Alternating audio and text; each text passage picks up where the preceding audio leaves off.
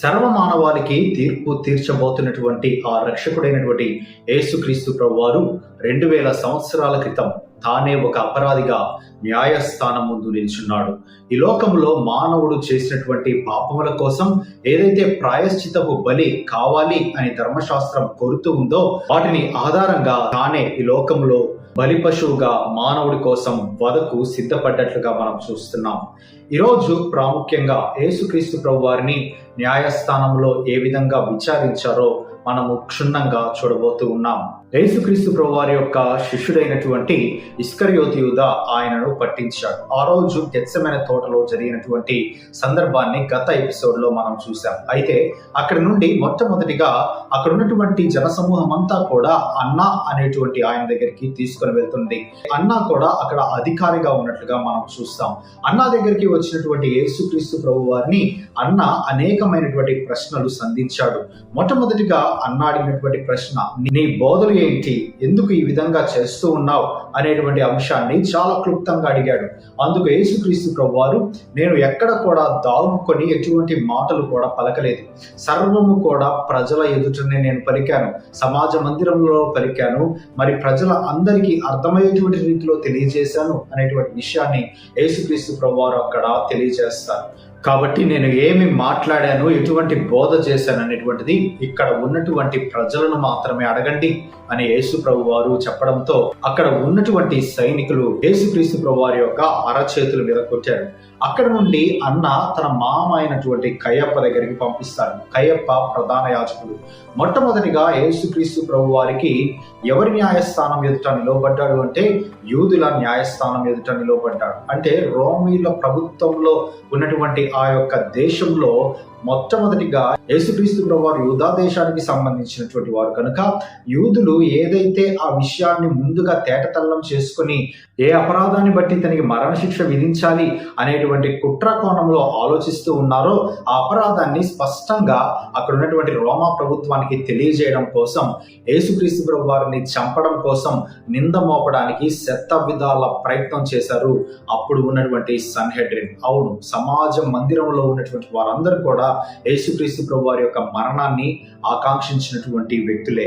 అందుకే అన్న తరువాత కయ్యప్ప దగ్గరికి తీసుకుని వచ్చారు. ఆ మధ్యరాత్రి సమయంలో ఏనాడు కూడా రాత్రిపూట విచారణ జరగదు, కానీ మొట్టమొదటిసారిగా యేసుక్రీస్తు ప్రభువారిని కుట్రపూరితంగా చంపడం కోసం మధ్యరాత్రి వేళ న్యాయస్థానాలు తెరవబడ్డాయి. ఆ రాత్రి కాలంలో కయ్యప్ప దగ్గరికి తీసుకుని వచ్చినప్పుడు కయ్యప్ప అడిగినటువంటి ప్రశ్న, అనేకమైనటువంటి ప్రశ్నలు కయ్యప్ప సంధిస్తూ ఉన్నాడు యేసుక్రీస్తు ప్రభువారిని. చాలా మంది అబద్ధ సాక్షులను కూడా తీసుకొని వచ్చారు. ఏదో ఒక సాక్ష్యాన్ని నెపం చూపించి ఏదో ఒక రకంగా యేసుక్రీస్తు ప్రభువారిని ఇరికించాలి అనేటువంటి కోణంలో వారు ఆలోచిస్తూ ఉన్నారు. కానీ అక్కడ ఆశ్చర్యం కలిగినటువంటి విషయం ఏంటి అంటే ఏ ఒక్క సాక్ష్యం కూడా, ఏ ఒక్క అబద్ధ సాక్ష్యం కూడా ఆయన మీద నేరము మోపడానికి ఏవీనూ కూడా దొరకలేదు. కానీ ఆ సమయంలో ఒక ఇద్దరు వ్యక్తులు వచ్చి ఈయన దేవాలయంలో పడగొట్టి వాటిని 3 దినములలో లేపుతాను అనేటువంటి ఒక మాటని పలికాడు. ఆ మాట యేసుక్రీస్తు ప్రభువారు ప్రవచన రూపంగా తన శరీరం గురించి పలికినటువంటి మాటలను వారు తీసుకొని వాటిని కయ్యప్ప ముందు ఉంచి ఈ విధంగా ఆయన చేశాడు కాబట్టి తనకి శిక్ష అర్హుడు అనేటువంటి మాటని వారికి తెలియజేశాడు. ఎప్పుడైతే ఈ మాటని అక్కడ కయ్యప్ప ఎదుట తెలియజేశాడో కయ్యప్ప అనేకమైనటువంటి ప్రశ్నలు అడిగాడు. కానీ యేసుక్రీస్తు ప్రభువారు ఆ ప్రశ్నలన్నిటికీ కూడా సైలెంట్ గా ఉన్నాడు. ఏ ఒక్కదానికి కూడా సమాధానము చెప్పలేదు. అయితే అక్కడ యేసు ప్రభు వారిని అడిగారు, నీవు క్రీస్తు అయితే మాకు తెలియజేయము అని అడిగినప్పుడు అప్పుడు యేసు ప్రభు వారు చెప్పినటువంటి మాట, నీవన్నట్టే. ఎప్పుడైతే ఈ మాటని యేసుక్రీస్తు ప్రభు వారు తన నోటి ద్వారా పలికాడో వెంటనే దైవ దూషణ చేస్తున్నాడు ఇతను అని ఆయన ముఖం మీద ఉమ్మి వేసి ఆయన మీద పిడిగుద్దలు గుద్దినట్లుగా మనం చూస్తాం. ఇక ఆ రాత్రి కాలంలో అనేకమైనటువంటి ఇబ్బందుల్ని యేసుక్రీస్తు ప్రభు వారికి పెట్టిన తర్వాత ఆ మరుసటి రోజు ఉదయాన్నే సన్హెడ్రిన్ ఓపెన్ చేశారు. సమాజ మందిరాన్ని ఓపెన్ చేసి ఆ సమాజ మందిరంలో యేసుక్రీస్తు ప్రభు వారిని విచారణ చేయడం మొదలుపెట్టారు. ఎప్పుడైతే విచారణ జరగడం ఆరంభించబడిందో అక్కడే ఉన్నటువంటి యేసుక్రీస్తు ప్రభు వారిని అప్పగించినటువంటి ఇస్కరియోతు యూదా భయంకరమైనటువంటి పశ్చాత్తాపం స్థితిలోనికి వెళ్ళిపోయాడు. ఆయన పశ్చాత్తాప పడిపోయి నేను ఒక నిరపరాధిని పట్టించాను అని ఆయన ఏదైతే డబ్బు కోసం ఆశపడి డబ్బును తీసుకున్నాడో ఆ డబ్బును తీసుకొని పరిగెత్తుకుంటా ప్రధాన యాజకుడి దగ్గరికి, అక్కడ ఉన్నటువంటి పెద్దల దగ్గరికి వెళ్ళి ఈ డబ్బు నాకు వద్దు అని అక్కడ వారికి డబ్బు అప్పచెప్పడం జరిగింది.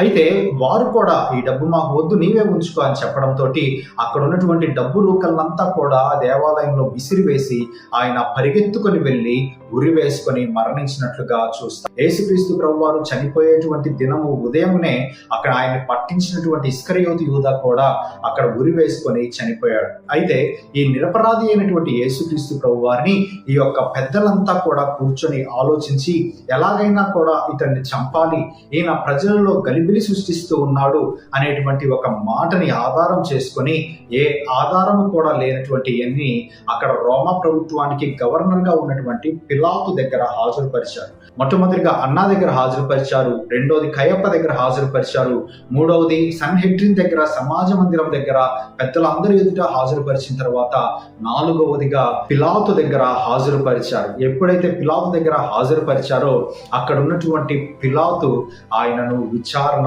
చేయడం మొదలుపెట్టాడు. ఎందుకు, ఏ ఉద్దేశాన్ని బట్టి తన్ని చంపాలనుకుంటున్నారు, ఏ ఉద్దేశాన్ని బట్టి తన్ని తీసుకుని వచ్చారు అనేటువంటి మాటను పిలాతు అడిగినప్పుడు వాళ్ళు స్పష్టంగా తెలియజేశారు, అతన్ని చంపేయండి అనేటువంటి మాటని తెలియజేశారు. కారణం ఏంటి అని అడిగితే ఎటువంటి కారణం కూడా వారు చూపించలేదు. కానీ యూదుల రాజు నీవేనా అనేటువంటి ఒక ప్రశ్నని పిలాతు అడిగినట్లుగా మనం చూస్తాం. ఎప్పుడైతే ఆ ప్రశ్నని సంధించారో యేసుక్రీస్తు ప్రభు వారు నీవన్నట్టే అనేటువంటి పదాన్ని పలికినట్లుగా మనం చూస్తాం. అయితే పిలాతు ఆయనలో ఎటువంటి అపరాధము కనపడకపోవడం వలన యేసుక్రీస్తు ప్రభు వారిని ఎలాగైనా విడుదల చేయాలని ఆయన శత విధాల ప్రయత్నం చేశాడు. కానీ ఆయన అడిగినటువంటి అనేకమైనటువంటి ప్రశ్నలకు యేసుక్రీస్తు ప్రభు వారు మౌనము దాచినట్లుగా ఉంది. ఆ విధంగా యేసుక్రీస్తు ప్రభు వారు అనేక ప్రశ్నలకి సమాధానం చెప్పకపోవడం, అదేవిధంగా పిలాతు ఎంతో అభ్యంతరపడడం వలన వెంటనే హేరోదు మహారాజు దగ్గరికి పంపించమని చెప్పారు. ఇక ఐదవదిగా హేరోదు మహారాజు దగ్గర యేసుక్రీస్తు ప్రభు వారి యొక్క విచారణ. హేరోదు మహారాజు అప్పుడు యెరూషలేము ప్రాంతంలోనే ఉన్నాడు. అంత పండగ వాతావరణం కాబట్టి అక్కడ ఉన్నటువంటి పరిస్థితులను చూడడానికి వచ్చాడు హేరోదు మహారాజు న్యాయస్థానం ఎదుట ఉదయంనే యేసుక్రీస్తు ప్రభు వారిని నిల్చోబెట్టినట్లుగా మనం చూస్తాం. అయితే అక్కడ ఉన్నటువంటి హేరోదు మహారాజు చాలా ఉత్సుకత కలిగినటువంటి వ్యక్తి. యేసు ప్రభువుని చూడాలని ఎంతో కాలం నుండి ఆయన ఎదురు చూస్తూ ఉన్నాడు. యేసు ప్రభు చేసినటువంటి సూచక క్రియలు, యేసు ప్రభు చేసినటువంటి బోధలు ఏ విధంగా అనేక మందిని మారుస్తున్నాయో ఆయన వినినటువంటి వ్యక్తి కాబట్టి ఆయనను నేను ఎట్టి పరిస్థితుల్లో ఆయన చూడాలనేటువంటి తన ఆశ అక్కడ నెరవేరింది. ప్రభువుని చూసి చాలా సంతోషించాడు. ఈయన నుండి ఏదైనా ఒక అద్భుతం చేస్తే చూడాలని ఉంది అనేటువంటి తన ఆశను కూడా అక్కడ వ్యక్తం చేసినట్లుగా మనం చూస్తాం. కానీ యేసుక్రీస్తు ప్రభు వారు ఆయన అడిగినటువంటి అనేక ప్రశ్నలకి ప్రభువారు చాలా సైలెంట్ గా ఉండిపోవడం వలన ఆయన కూడా కోపోద్రిక్తుడైపోయినట్లుగా మనం చూస్తాం. హేరోదు మహారాజు కోపోద్రిక్తుడై అక్కడ ఉన్నటువంటి సైనికులకు తెలియజేస్తాడు, ఇతన్ని తీసుకుని వెళ్ళిపోండి. ప్రశస్తమైనటువంటి వస్త్రమును యేసు ప్రభు వారికి తొడిగించి అక్కడ నుండి తిరిగి పంపినట్లుగా మనం చూస్తాం. ఆ రోజే మరి అప్పటి వరకు విరోధముగా ఉన్నటువంటి పిలాతు హేరోదు మహారాజు స్నేహితులైనట్లుగా మనం చూస్తాం. అక్కడి నుండి ఆ రోజుగా మరలా పిలాతు దగ్గరికి వస్తారు.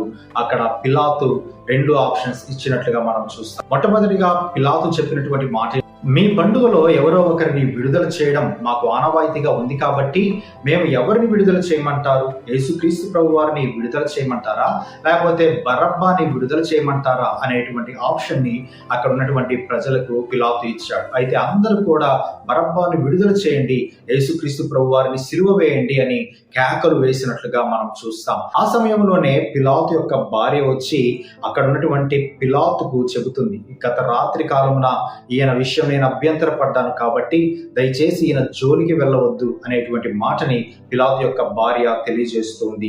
ఆ మాటని విన్నటువంటి పిలాతు యేసు ప్రభువుని ఏదో ఒక రకంగా విడుదల చేయడానికి ప్రయత్నం చేశాడు, కానీ విడుదల అవ్వడానికి ఎట్టి పరిస్థితుల్లో కూడా యేసుక్రీస్తు ప్రభువారు ఇష్టపడలేదు. అంత మాత్రమే కాదు కానీ అక్కడ ఉన్నటువంటి జన సమూహం అంతా కూడా ప్రభువుకు వ్యతిరేకంగా కేకలు వేస్తున్నట్లుగా మనం చూస్తాం. వారం కిందట హోసన్నా జేము అని అరిచినటువంటి ఆ ప్రజలే ఈ రోజు ఈయనను సిలువ వేయాలి అనే కేకలు వేస్తున్నట్లుగా మనము చూస్తాం. అయితే పిలాతు ఒక బేసిన్ లో వాటర్ తీసుకొని వచ్చి ప్రజలందరి ఎదుట తన చేతులు గడుక్కొని ఈ నిరపరాధి యొక్క రక్తము మా మీదను రాకుండా ఉండునుగాక అనేటువంటి ఒక ప్రమాణం చేసుకుంటారు. కానీ జరిగినటువంటి విషయం ఏంటంటే ఆ చుట్టూ ఉన్నటువంటి ప్రజలు ఆయన యొక్క అపరాధము మా మీదను మా పిల్లల మీదను వచ్చునుగాక అనేటువంటి మాటని వారు సెలవిస్తారు.